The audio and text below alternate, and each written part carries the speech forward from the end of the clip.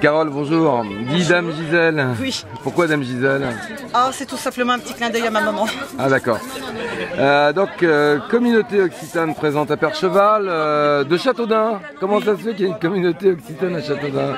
Oui, parce que quelques membres de la communauté occitane sont de là-bas. J'en ai un de Toulouse, un de Sisteron, donc, et le travail a fait qu'on est arrivé ici. D'accord, vous êtes tous migrés, Non. vous avez tous migré de... Non, pas tous quand Non. même, parce qu'on a des gens de Châteaudun même, quoi, qui se sont greffés chez nous, quoi. D'accord, quel est le but de l'assaut? Déjà, on s'amuse. À partir du moment où on s'amuse, on amuse les gens. On essaye de faire plaisir un maximum. Vous jouez comme des enfants là. On est de grands enfants. Vous êtes des grands enfants.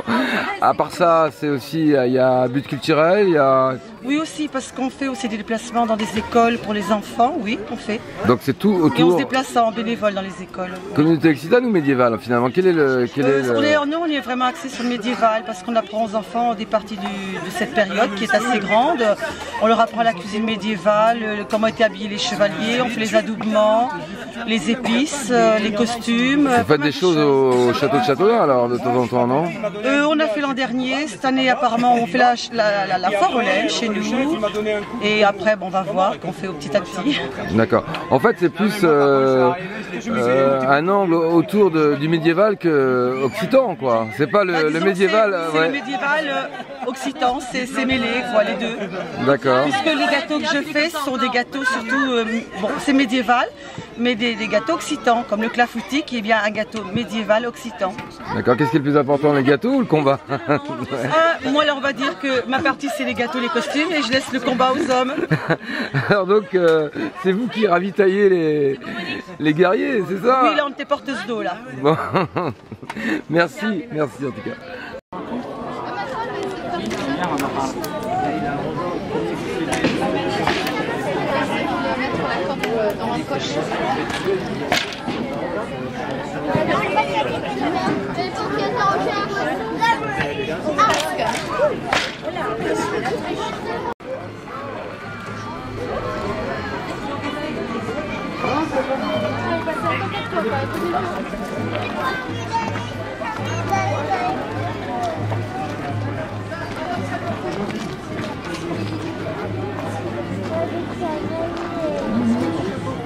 C'est pas grave, mais j'ai un cavalier m'a tout piqué de terre.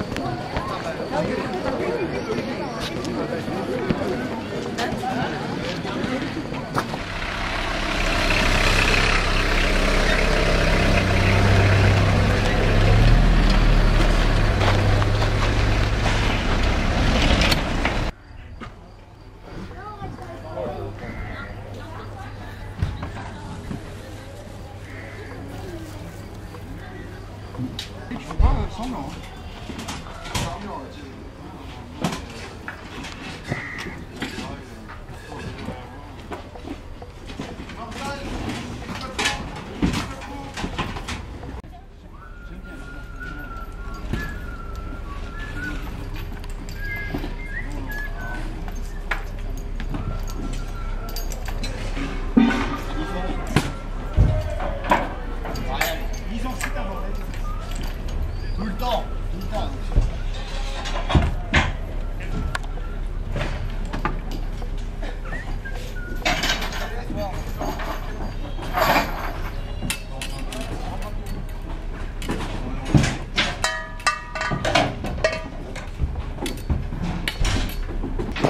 Ils vont dans la malle. Dans la malle et sinon ils repêchent dans la café. Morceaux de... dans la malle. Bah non, les râteliers ils sont pas là encore.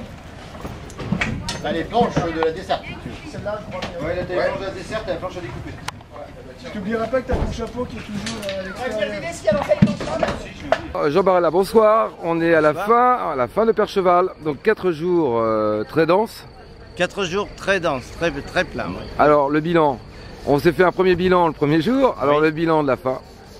Alors, ce que l'on peut dire, c'est que sur les 4 journées, en définitive, c'est-à-dire le grand spectacle équestre du jeudi après-midi, la journée pédagogique, les spectacles château et hippodrome samedi et le château ce dimanche qui était la dernière journée, nous avons accueilli une moyenne de 11 500 visiteurs. Et ça, ce sont des chiffres, si vous voulez, incontestables. D'accord. Ils tiennent compte d'un... Bon, alors on a vu un très beau spectacle le premier jour. Comment s'est passé après? Vous m'avez dit qu'il y a eu une très très belle nocturne samedi. Il y a eu une très belle nocturne hier soir samedi, et au moment de la nocturne avec illumination de la cour intérieure du château, avec différentes lumières apparaissant sur les fenêtres, les murs, du vert, de l'orange et tout. Enfin, c'était fantastique. C'est un Chartres en lumière presque alors. C'était pas un Chartres en lumière, mais c'était un Nogent. Un Nogent en lumière, voilà. Féerique. Et disons qu'au moment du spectacle, il y avait, puis bien sûr les lanceurs de drapeaux, les cracheurs de feu, enfin c'était vraiment très beau, et toutes les personnes qui étaient là, il y a à peu près 800 personnes encore à 11h du soir, et qui étaient vraiment alors on pouvait pas être là hier, mais on vous le fera l'année prochaine. Alors bon, d'autant plus qu'il y aura, on essaiera encore d'améliorer. Ah, voilà, alors on est devant le château. On est devant le château. C'est le point central de toute cette manifestation. Ah, alors oui. le château de Nogent.